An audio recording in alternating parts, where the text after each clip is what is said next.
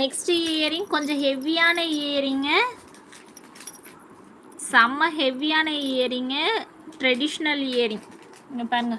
ஹெவினா wait ரொம்ப ஹெவியா? Wait ரொம்ப ஹெவி எல்லாம் இல்லை, நான் டிசைன் ஹெவி, டிசைனில் ஹெவி. வெயிட் ரொம்ப ஹெவியா? மல்டி கலரு பாருங்க.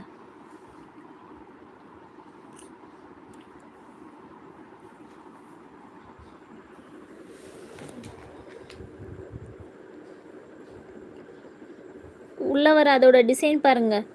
சாமி வந்து வீணை வச்சுட்டு உட்காந்துட்டு இருக்க மாதிரி, இந்த சைடு வந்துட்டு பீகாக்கு.